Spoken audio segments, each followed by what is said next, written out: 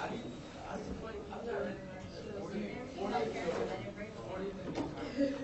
your address. That was my time, location, all that. 4014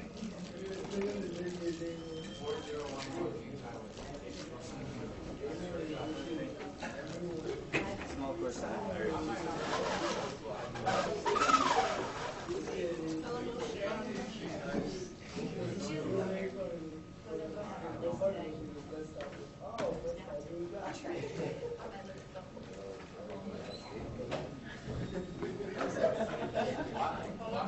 next Friday.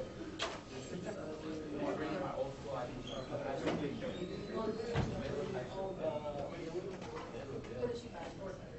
Where'd you go?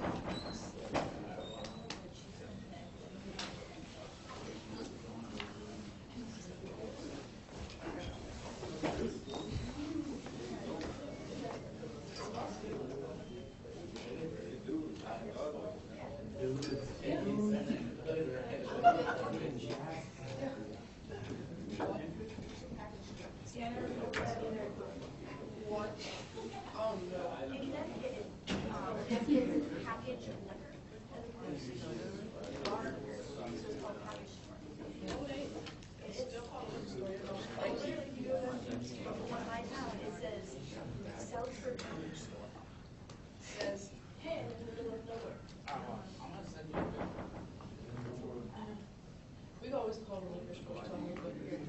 And every place says, how much you open It's like, so my friends are crazy, so many of my friends are awesome, because they're acting like what's wrong with this?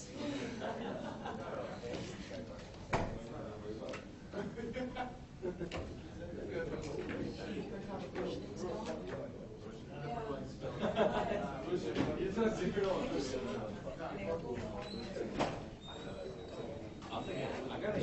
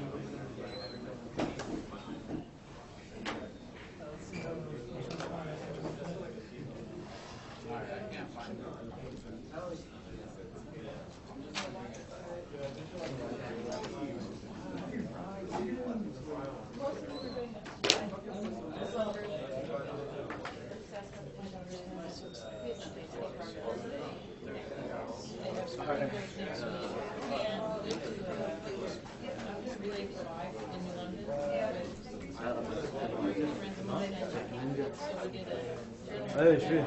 Hey, hallo. Hallo. We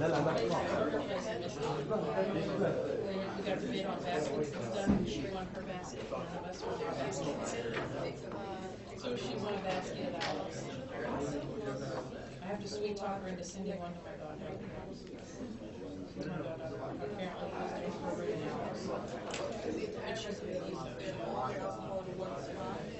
So they lost like 30.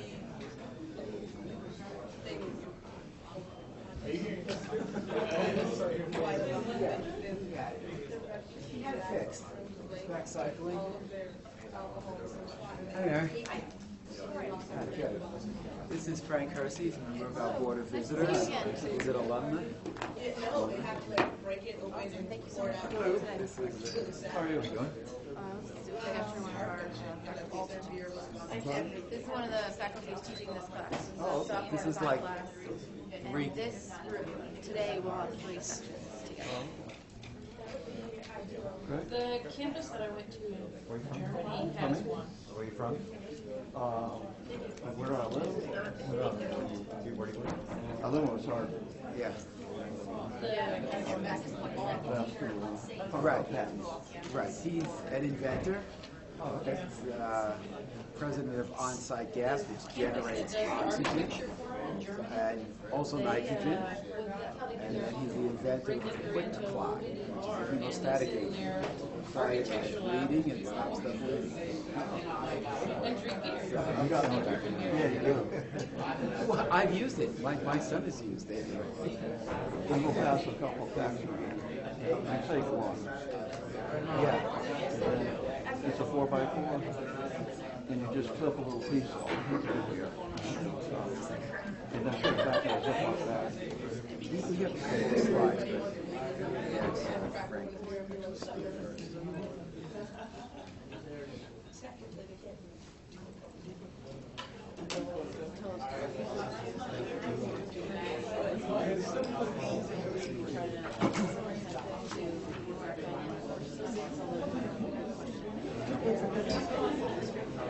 So there's going to actually be a lot of questions. So we might do just this question.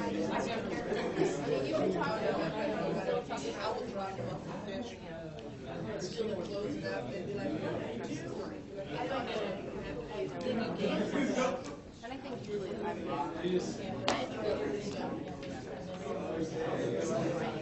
Yes.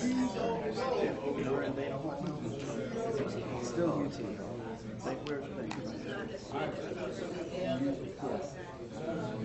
Right, and it goes out along here.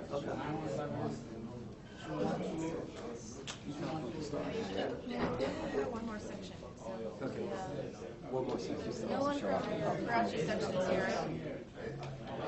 Anyone from Faraci section here? So this is a 3-credit class. So we're just missing Professor Faraci?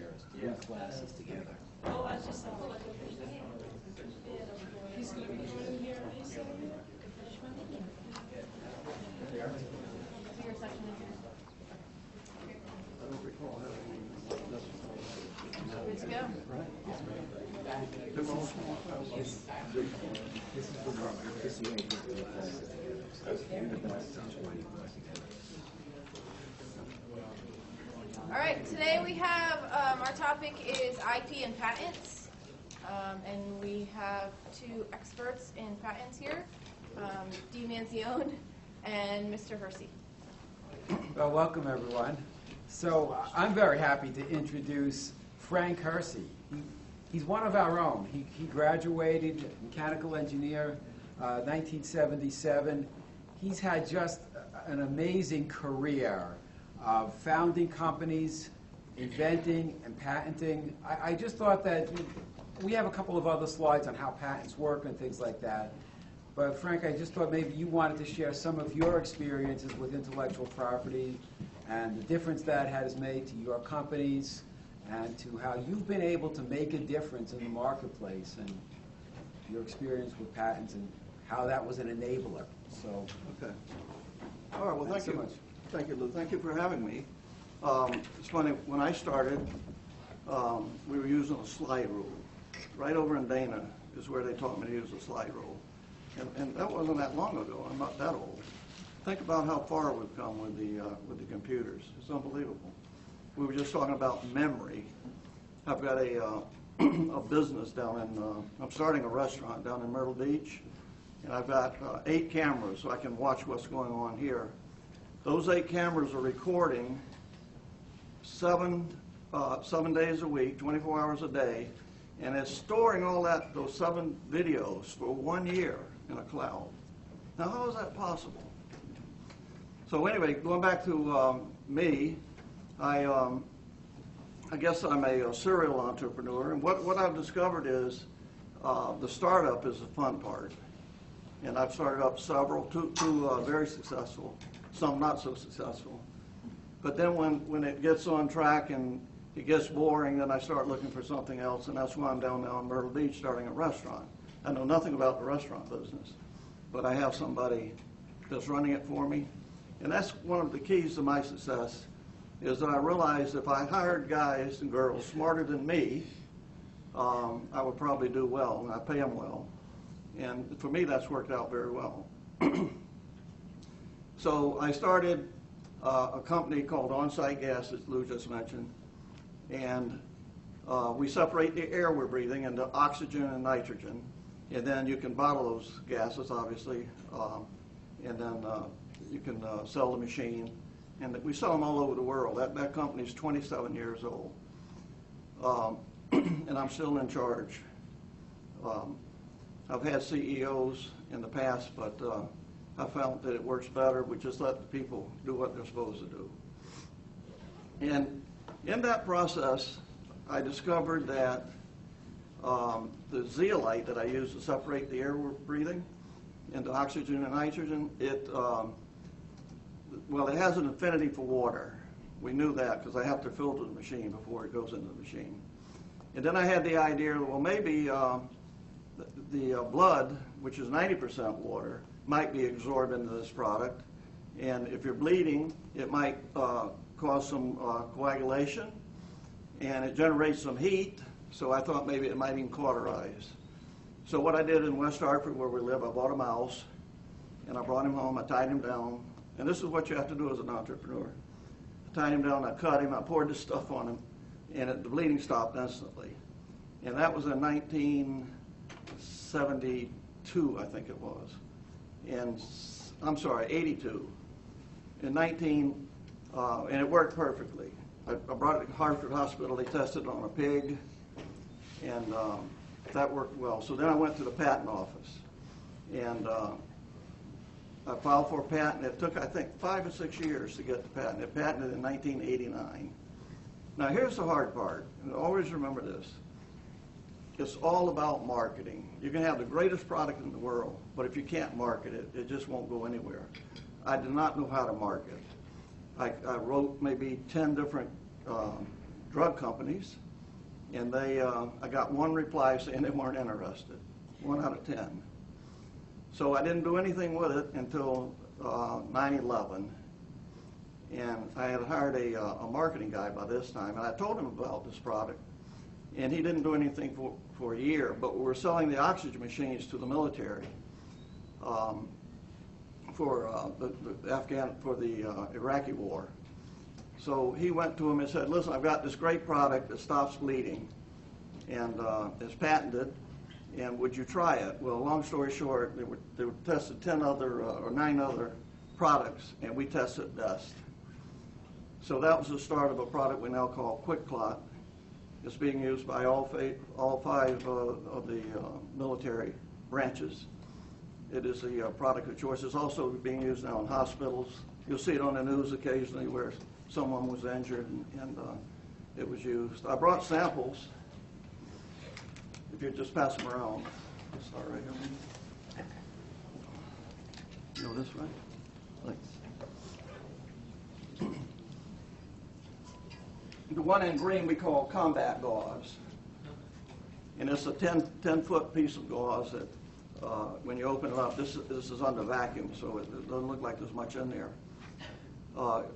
It'll expand to 10 foot, and you just press that into the wound, and it'll stop bleeding. It's funny, I just remembered a few years ago, there's a graduate night program here that a guy was teaching that asked me to talk about that product. We had a video back then of them actually cutting the pig, and I had 3 people faint on me from graduate school, from the University of Hartford. And I showed that a couple of times, and I would ask people, if you don't like seeing blood, just turn away, don't look at this. And sure enough, they'd watch it and they'd faint. So that happened 3 times. So I don't show that video anymore. So anyway, going back to patents, one thing that's happened in the patent field, which I really appreciate, is we now in USA it's first to file. Okay, remember that. It used to be first to invent. But the problem with that is, when did you invent it? And people come up with all kind of notes, and you can get into real problems with that. I had a problem even with QuickLot. A guy in California at a university claimed he had the idea of one of the inventions that we have first, and he had notes, and his notes were 1 month before our notes. And he could have made those notes up. We don't know for sure. You can just put a date on them, right? But now the way it works is whoever gets to the patent office first to file. And even though you're not sure about your patent or if it's complete, just go ahead and file anyway, because you can always add to it. You can amend it. But that makes you first. And first is what counts. And that story in California, our patent lawyer told us that there was no way they would get that patent, and then if they did, he could defend it very easily. Well, guess what? They got the patent. And we said, okay, how much to defend it? He said, oh, it's going to cost about $600,000. What? So we negotiated with them, and we settled, because this is the other thing, it was going to take 2 to 3 years, and we might lose. So we settled for $1 million. So that company, that university in California, got $1 million for something that we invented, probably first, but we didn't. We couldn't prove it, and we couldn't disprove that his notes weren't correct. But all that's changed now because of the first to file. That's about all I have, I think. Could you talk about when you have an idea, is it best to speak to a patent attorney? Is this something that you can pursue on your own? Is this, how do you take the first step? So let's say they have an idea. I mean, they're working on projects right now.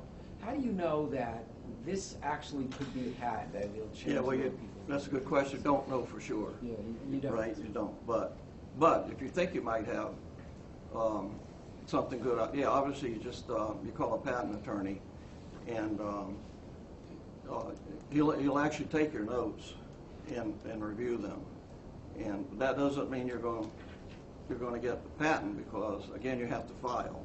But he will advise, he or she, I should say, will advise you when you probably have enough to file, okay, to protect your idea. And that's what you're doing, is protecting an idea. Yes. Is there any minimum requirement for a patent? I'm sorry, I don't hear that well anymore. Is there any minimum requirement to file a patent? Okay, now what did you say? Is there minimum requirements to file a patent? Like, what do you have to have? Oh, no. You have to have a working... Just money. They make a lot of money, patent attorneys. That guy out in California that was defending us, that didn't defend us, his booking is, I think, $600 an hour. It's amazing. But if they're right, it's worth it. If they're wrong, it's not so good. Well, that's all another. Yes? How long did it take for you to get the QuickLot patent? How long did it take to get that first patent? QuickLot, yeah. Yeah, it took a long time. It took probably 5 years. Yeah. And back then it was only good for 17 years. So by the time I finally had a product I could sell, the patent was just about ready to run out. They've increased that now to 20 years, I believe. It's been increased to 20. Any patents now filed after 1995 are 20 years. 20 years, yeah. Right.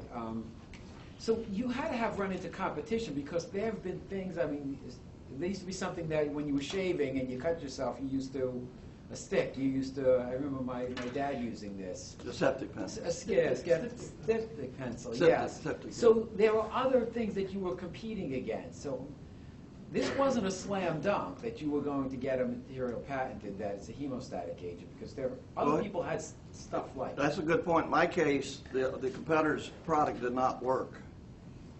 Okay, there was a company selling to the Army, and they were buying it because the guy pushing it was a major in the Army, and the product did not work, and many soldiers died because they were using that versus QuickLot. And they've come to realize that finally, and that guy's been indicted and could go to jail for manslaughter. Do you believe that? Yeah. So there have been other products, but fortunately none of them worked. If they do work, then you have a problem. Yeah. You're never going to have clear sailing in front of you. There is always prior art, there's always someone who has something related. Yeah. There's no field where there's a true need that is just completely untouched. Yeah, unless you have a unique product like Velcro, that's a great Yes, invention, right. right? I mean, how do you get around that patent? You know, you don't. Yes. Where do they draw the line to like it's different? Like how close can one design be to another design where it can be declared as a different How design? close can they like, come? Because there's so many different products that do like the same thing. Yep. And like I'm sure most of the ingredients in like a store brand versus like a name brand Yeah. product are the same. Like where does it like how much has to be different for All right, those well, that's a great question, and the answer is, when you patent anything, tell the lawyer to be sure to make it very broad, so it encompasses just about everything you can think of. Even though they'll never use that, they might just. And a good example of that is when we wrote the patent for Quick Clock. It's a zeolite, okay, all the zeolites in the world, but also included clay. All right, guess what is in that green package that's going around? That's clay impregnated on gauze. Okay, and so that gave us a heads up on getting a new patent. The fact that we just mentioned clay, but there are other chemicals in the ground that they also mentioned. Never use, never will, but you never know. So that's how you get around it. Yes. Yes. So there's a point called non-obviousness, right? So because we ran into this with cell phones all the time when we were trying to patent. So cell phones were getting smaller and getting more functional. Well, those differences are considered to be obvious, that cell phones will get smaller, more functional. Of course, now they're starting to get bigger, but Yeah. you can't get a patent if someone with ordinary skill in the art would have done it, right? So if a certain piece of electronics, like an iPod, I'm thinking, now they could be so tiny, are getting smaller and smaller, you won't get a patent for making the next smaller one. Because it's obvious, right? Because it's obvious that that's the trend that it's going to, and those with normal skills in the art will know how to make the next generation smaller and lighter.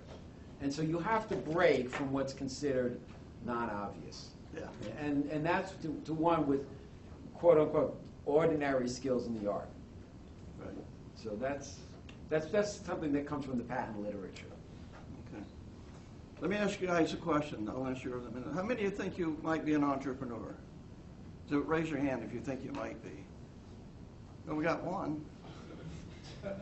I usually get more hands than that. Yeah, so surprised. I think it's something you almost can't teach. That you're either born that way, as I was, I think. I knew by age of 7, I've worked since I was 7, at least part-time, that I didn't want to work for anybody. And I had to do that for a while, but as soon as I could break out, well, I never looked back. And I could never see myself working for somebody else now. That's one advantage. The other thing is you have to put everything on the line. I know my house and the car, everything was on the line more than once to get this started. But once it starts making money, then it's fun. Okay, somebody have a question? Yes. So I want to ask something about how patents limit the market or change the market. So let's say a company has a patent for something, but they don't have the resources, for example, to market that product or design or something, versus a company who doesn't have a patent but has all the resources available to it to make that other product great. Does like having patents and everything limit that capability or limit the market in terms of that, or like how does it work? So the question is, you have a product, but you don't have the money to do the marketing? Mm-hmm. Now you have the patent and everything. And but you have don't the patent. The resources available to market and make it into a great thing. You don't have the resources. On the market. You don't have the resources. No, Then you versus gotta, another company that doesn't what you have got, a patent. I tell you what you have to do at that point, then you have to give some of it away. Okay? You give up a little bit of the equity, and people will buy that patent, and they'll get it to market. But I shouldn't maybe say a little bit. You might have to give up a lot. But even a little of a lot is a lot. Okay. But like one addition to that, do you think that limits the marketing or like how the product is viewed to the market and everything, or the market share of the product? Like having a patent for a product even though you cannot market it? Okay, was that a question? Yeah. Say it again. It's more like, do you think it would limit the product on the market if you could not have the resources and you have the patent? Okay, So, but like, I don't does it keep products from coming to the market? Because people may have the patent on it, Yeah, but yet they themselves can't really make a superb product out of it. But I think you would license it. People would come after that. License. They would be chasing you down to license it from you to get that product out. yeah. And that's the beauty of a patent. If they do that, now they're infringing. Okay, and then you go to court. Okay? And if it's a legit patent, then you'll win.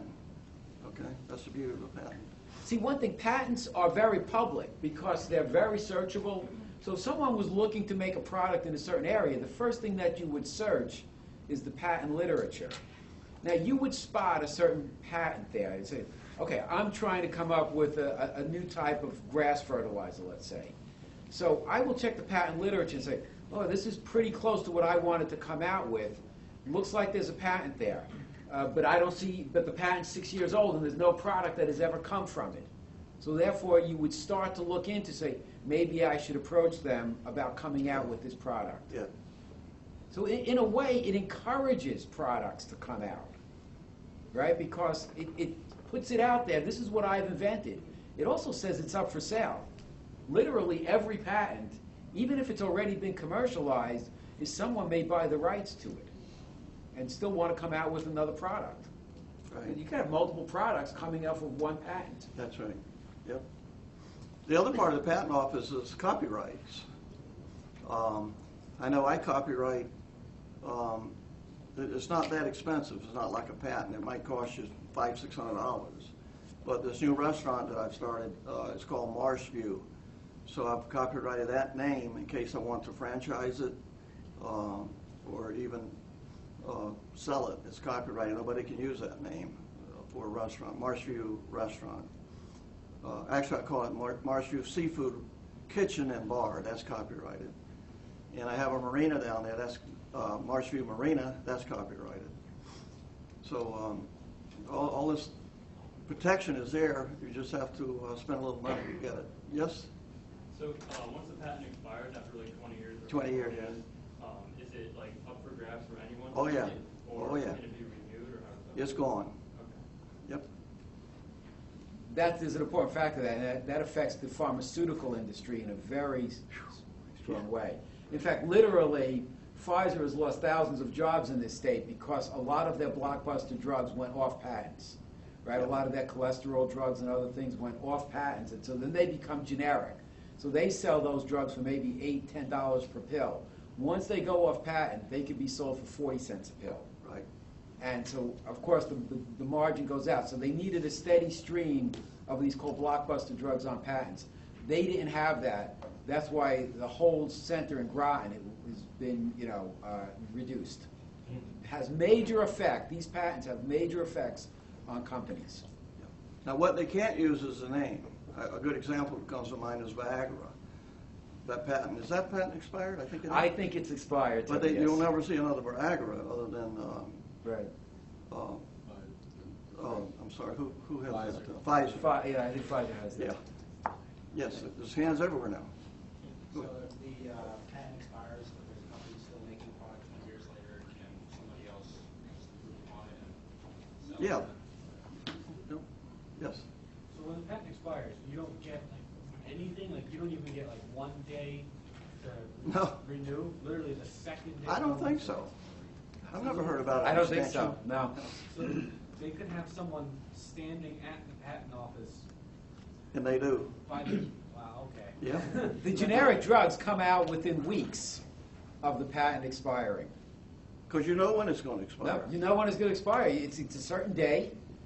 It's the date it's granted, and then it expires 20 years later. And then that's it. It's then open to the public. And plus, you have a patent now that teaches them exactly how to do it. So not only, see, and that's the thing. It's great for the 20 years that you have it because you're advertising that this is for sale. So you can productize it, but then others can say, okay, could I license that? I'd like to come out with a product like it. So you could do that, and you have to pay the person who invented it. But the day that it's expired, it's up for grabs. Now, what happens a lot of times, and a lot of patents that I worked on at Bell Labs, when you are making a product, you figure out ways that it could be slightly improved. So oftentimes there'll be slight improvements, and that'll list other patents, and that'll lead to other patents. Okay, so, but in case of these blockbuster drugs, that's like one single molecule. It expires. Well, it took large fractions of these pharmaceutical companies with them when they expired. Okay, who wants? How does that period from filing to getting the patent work? Like, could you theoretically market your product during that time? And Yes. where does that fall for other people using that same design? Yes, the question is, you've applied for a patent. Do you have to wait for it? No. You can go ahead and market that product. It's really the term product patent And pending? Yeah, but that's right. Good point. Yeah, you market patent pending. And that alone will scare a lot of people from trying to copy what you have. It does. And I know a lot of people put patent pending on their products, and it's not really pending, and it's illegal to do that. I don't know if they ever get caught. The patent office right now is just swamped with work. There's so many patents and not enough people to read them. That I think that's why the guy in California got that patent. The other thing too is they get paid now at the patent office by the number of patents they process and patent. I don't think that's fair, because the more you patent or approve, the more money you make. But that's the way it is. Yes. Do you need to go through a patent attorney? No, you can do it online. Yeah, like everything else. Patent attorneys keep jobs. Why would anyone pay $600 an hour for a patent attorney when you can just do it online? Because they know what they're doing. Okay. They see. Here's the difference. You give them the idea and all that, as much information as you can, but they actually write the patent. Okay. Right, Lou? You probably in it. Well, you see, so I brought along one of my patents. So this is a patent for internal antennas in cell phones. You see, the artwork has to be done in a very specific way. You get this wrong, yeah, you lose time. They bounce this back to you. So, see, there's a whole list of drawings here that are done in a very specific way. There's a certain numbering. It's kind of like almost like biological. You know, when you used to have to show all the parts inside the frog or something like that. It's you do need some. I mean, you could do it on your own. I mean, you could really study it and learn it. There is a risk because you lose that filing date. Right. And a lot of these patent lawyers, they have undergraduate degrees in engineering, for instance. And then they go to school for another 3 years. So they really do know what they're doing for the most part. It's a little bit tricky to find a really good one, but you just make a few phone calls and you can find out who they think is good. There's services that, Go ahead. There's services that you could access inside the state. So if you're not affiliated with a major company, let's say you want to be a startup, at CCAT, the Connecticut Center for Advanced Technologies, UConn Law School runs a sort of a patent clinic. So you could go in there and you could get advice from the people who work there. And they staff this as part of their state responsibility of being a state university. You could go in there, you could talk with them. They would give you advice. They'll even do some examination of prior art and things like that. I don't know if they fully write the patent for you, but they'll give you a lot of advice on how to get that patent written. Right. So most states have at least some help and guidance that is free of charge. Right. I mean, states want to see inventors and startup companies. They do. And then, they want to see people be entrepreneurs, so they will sort of help you get going. Yep. Okay, any more? I have a question. Yeah. Lou, you might be able to touch on this. How does IP work for, you're inventing in your garage versus something you're doing on campus versus a company? How does that work? Makes no difference. Invention is an invention. But who owns it? Who owns it? Who Whoever owns the files. IP? Yeah, but if you do it for a company, see, like, I don't. Oh, I didn't have Yeah, a company. Assignee, yeah, see, so if you're being paid by a company. Yeah, they own They own it, right? So your employees, though, even if they may be named on the patents with you, you paid their salary, therefore, That's right. you're the assignee. Yep. So this here, the assignee is Lucent Technologies, which is the parent company of Bell Labs. Yeah, and even if you invent it in the garage, but the idea really came from where you were working, and you quit and invent it, they'll sue you. Right, they'll follow you. They'll follow right, you. Right, so if you're going to invent that, and want to do something on your own, it has to be different than your line of business. Because your line of business, they're going to say, well, you had this idea, our laboratories, our materials, all came from us. Therefore, this is really our intellectual property. If you do something completely different, let's say, you're working as an electrical engineer and you invent a new type of grass fertilizer, well, then they're not going to have a claim on it. Right, so, but it's best to then be doing something very different than what you're doing for your main line of work. Because you don't want that overlap, and you don't want that company going after it saying he or she was really working for us, and these are our ideas. Yeah, I have a good example of that. I had a friend who was in California. He worked for a compressor company for 30 years, and he came up with a better compressor. So he retired, and he came east, and I gave him some space to perfect this compressor. That company in California got wind of what he was doing, and they sued him. And he literally lost everything in that lawsuit. He lost the lawsuit. And he was just trying to, build a better compressor. But their claim was that he learned just about 99% of what he learned at working for them. So please don't go that route. All he was left with was an airplane that he had hidden. They couldn't find his airplane. But I'm telling you, he lost his house and just about everything. Yes? So this kind of go more towards Steve Manzione. So how does it work for anything we might come up with while we're studying here? So the university has guidelines on this, and I think it's sort of, I think the inventor gets a third here. So university is somewhat different. Faculty and students get 1/3 of the amount. 1/3 goes to the university. The other third, I'm not really clear.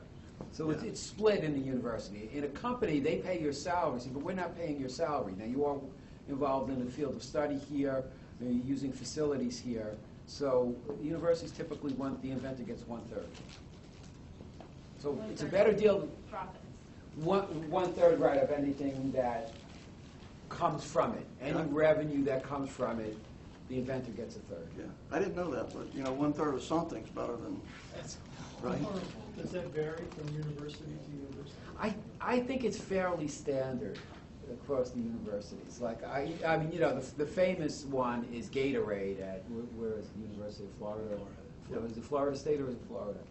It's the Gators, right? Because it's the Florida. So.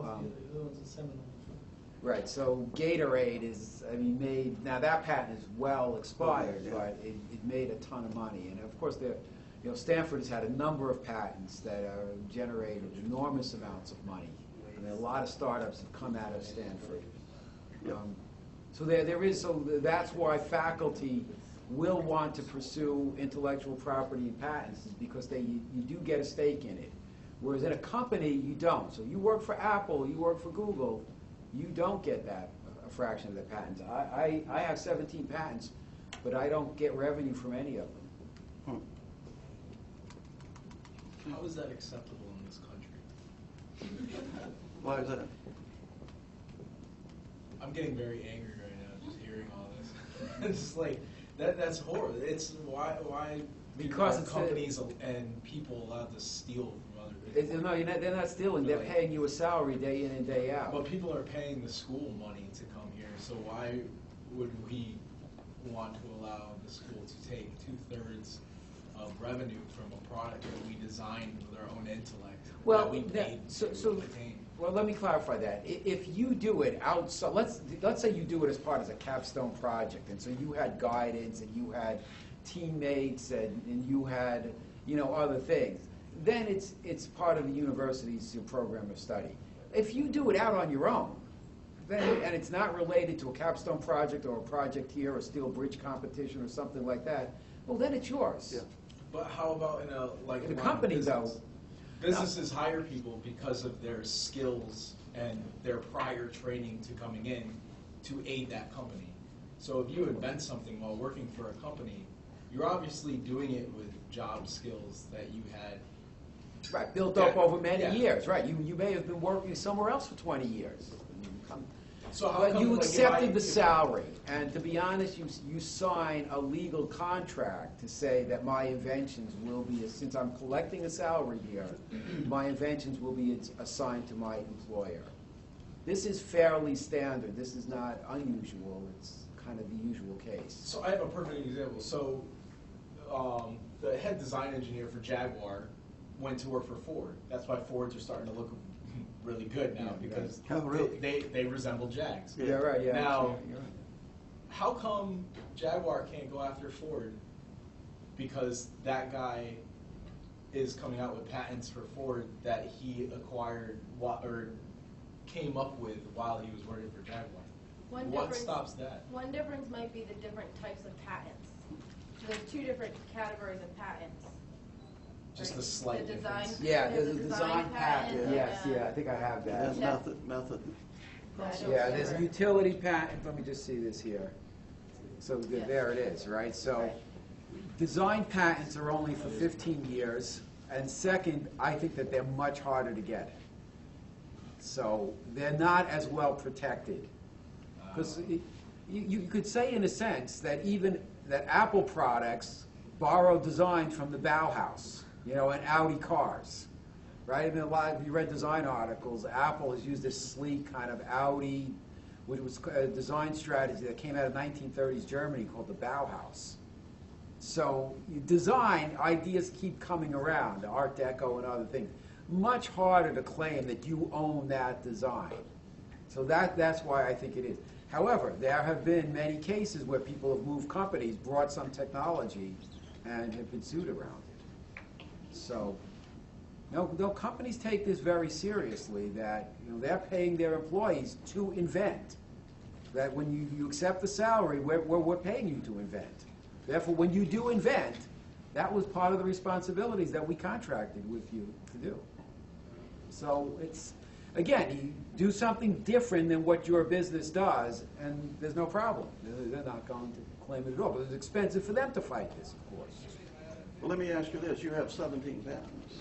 Did you ever feel that you were slighted? No. No. No, I mean, I understood. We had sometimes a little incentive plan where you would get $1,000 for a patent. I mean, a tiny amount probably compared to what the patent did. But I felt that it was fair. I mean, I collected that salary year over year. I didn't have to take the risks. I didn't have to have my car or my house at risk.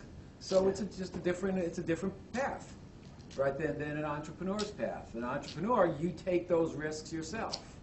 And, maybe if the patent is so good and so strong, then those risks are minimal.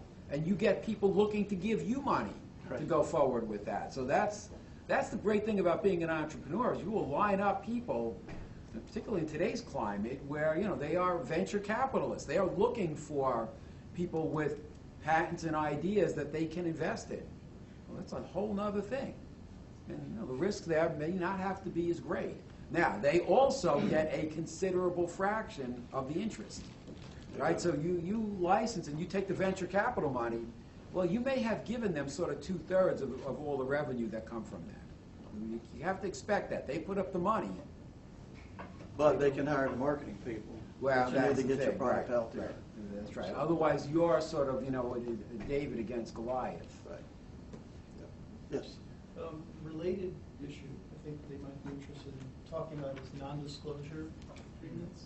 Yeah. Can you say anything about that? Well, that's within the company. Right. Or even, a good example of that, someone who comes from the outside of your company, and you're going to talk about a product that you have, that you're selling. You don't want to tell them anything that they may take that and then do it themselves. So they sign a non-disclosure agreement saying that they understand it's your product and we're not gonna run with it. And that's a legal document, non-disclosure. And But I see them every day. Yeah, they have like timeframes a lot of times, it's like so many years if you leave the You company. can date them, yes. Yep. Typically 5 years. Yeah, that's So, good. and of course, we sign them with a lot of our partner companies because they show us things or they share things with us, sometimes for projects, for capstone projects. So the university, and I sign a number of these Yeah, on a regular basis. And I sign them all the time at Bell Labs. Yeah, so the guy from Jaguar, I went to Ford, you know, maybe there was a non-disclosure agreement involved with that too, possibly. He's not allowed to disclose certain ideas. I think they have to be pretty specific, right? Yeah, with that. Yeah, and again, I think Professor Rico had a good point. That's really more in the realm of design. And you see, there's a whole really separate area of intellectual property around design. They're much harder patents to get, and they're not as watertight, airtight, as the utility patents are. Most of the patents an engineer will get, to be honest, will be more of utility patents. All of mine are utility.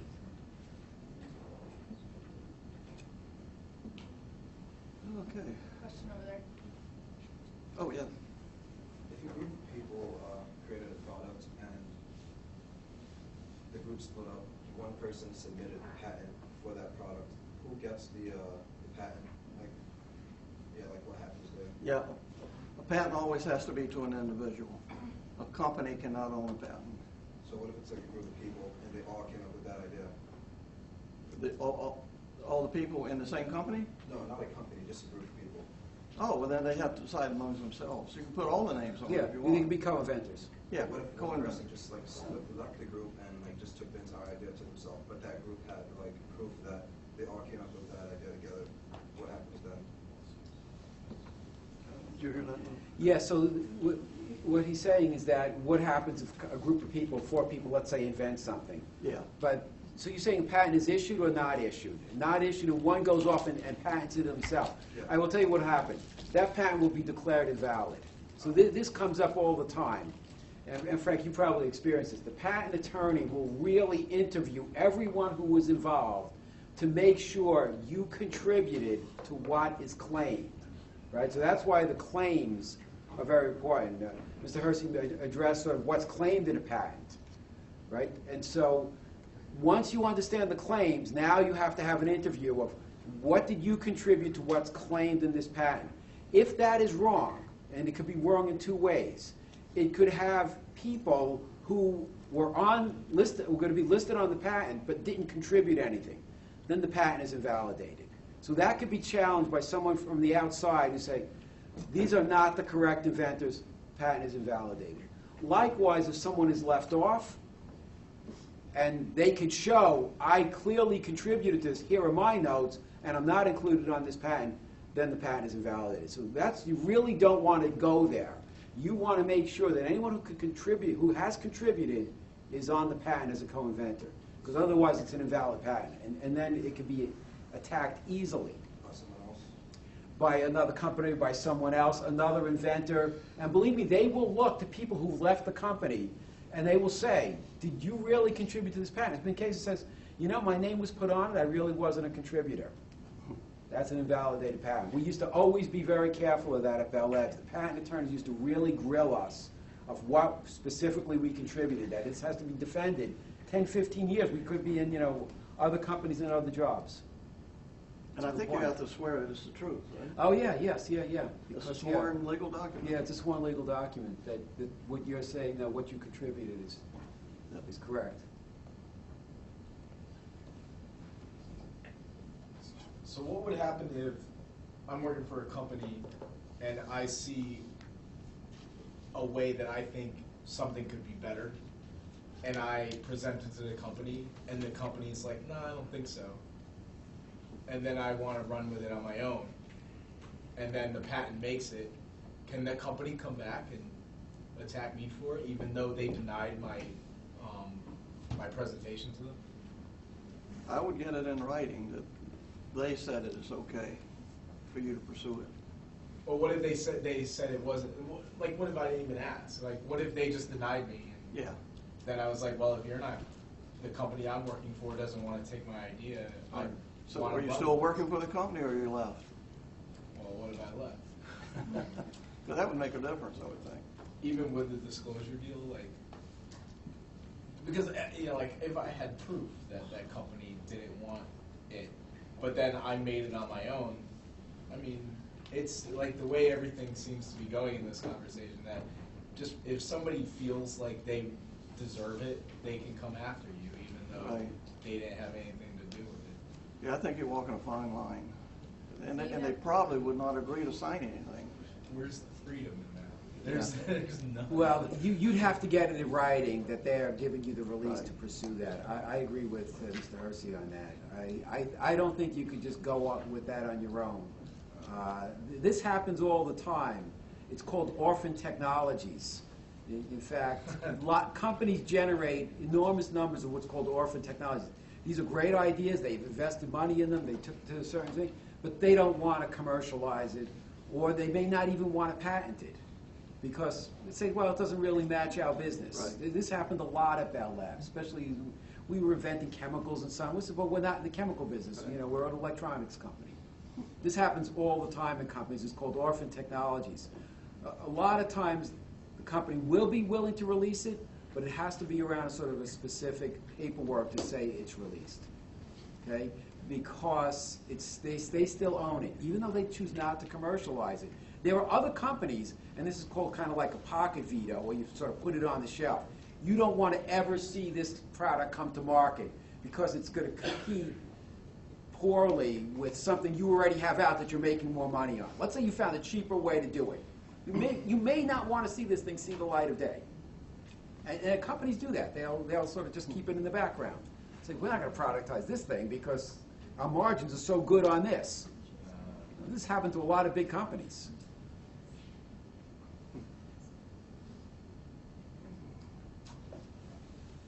Anything else we could answer? Let me see if I had anything here. We talked about utility patents. So you know trademarks like Band-Aid. I mean, it's another form of intellectual property. No time? Oh. Yes. There's no time limit on things. So we still know Band-Aid, and Band-Aid still has the right to use that thing. But Band-Aid is an adhesive bandage. Somewhere on there, it has to have in fine print an adhesive bandage. Because if they don't, then their competitors will charge that you convinced the world that Band-Aid is an adhesive bandage, and now we can all use the term Band-Aid. So you see, so trademarks have sort of their own thing of, you know, you have to explain what this product really is. You can't say that what we know is a Band-Aid. You know, what's another example of that? Kleenex, yeah. Right? So in a lot of places in the country, a Kleenex is a facial tissue, right? But somewhere on that box that says Kleenex, you will see facial tissue, because they don't want to lose that name of everyone claiming Kleenex. And then the riskiest thing, of course, is Coca-Cola as the trade secret. And whether it's truly secret in this day and age of liquid chromatography and all kinds of analytical tools and mass specs, I doubt it, but it's still at least a legend that it's a trade secret. Of course, that's risky. Yes. I have a question about the trademarks, because I know that there's a way to lose them, because I know that aspirin was originally like a brand name, but now it's just a generic name. So how is that lost? Yeah, it's lost because what is the real term, an analgesic or something? They probably didn't want to put that on, so aspirin goes back over 100 years. Bayer, a German company, I think was the inventor of it. The patent has long since expired.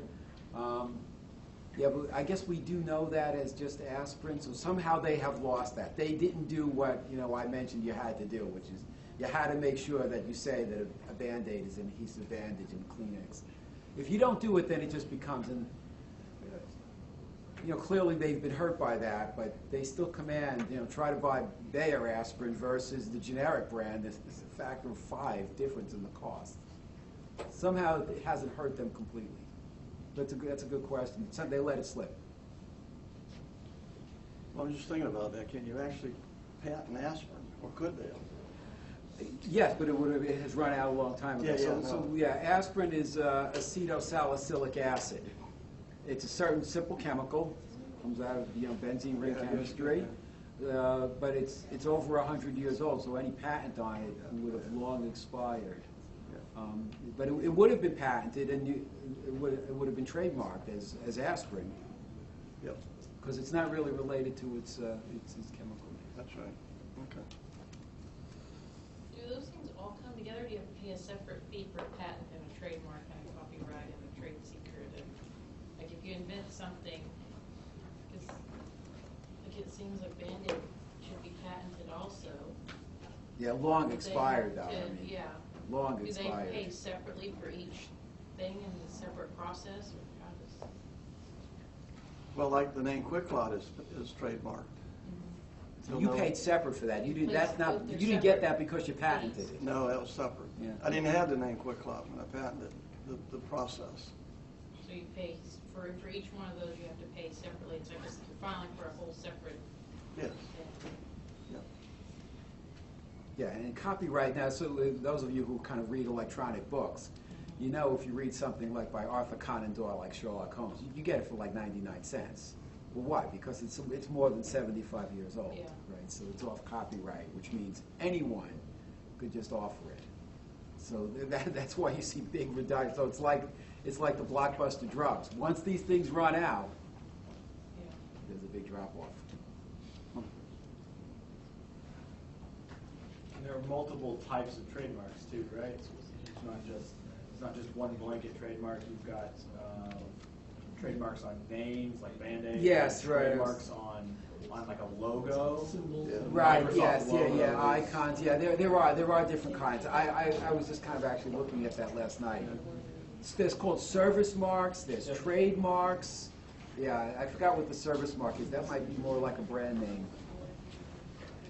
Okay. Thank you so much. Please thank you for listening. Good luck. Folks from my Yes. section, make sure you check off the Very internal soon. space. I hope that got picked up by the mic.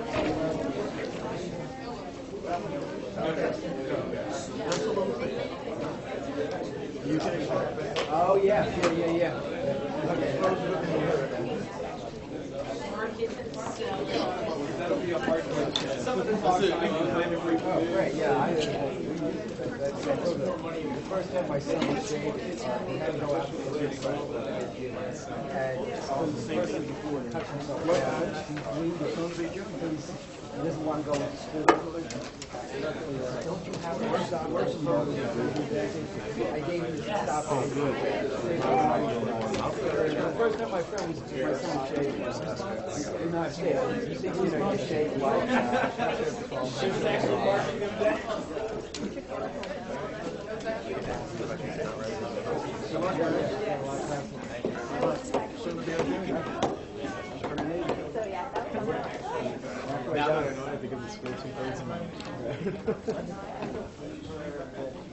That's like everyone in their group still angry? Those are good points. No, it's good point. It's an eye opener. We used to do that. In the military, we always had ideas, and they used to put out incentive notes all the time. Like, oh, I come up with an idea. Give it to the military. We'll give you like $1,000 or whatever. I think it was more than that. But yeah, it didn't matter what it was, because no matter what, the military didn't have it. Yes, the government has that right. They can claim anything that they want. So they do a youth project. So yeah, like I did sonar in the military, but if I came up with a new flavor of bubblegum, the military would be like, oh well, it was invented for morale while you were in the military. So The government has that extra right. Companies don't. You do it different from what they're paying for. The government has universal rights. I just say, like in the machine tool industry, it's like I see things that can be done differently every day, all day long, and I'm just like, Mine was actually, I didn't think, I thought Yeah. it was built, but actually It's going to change the way people will do things, and it's not going to change my pay. It's going to change the company's revenue. You came up with yeah, that's right. Oh, my company?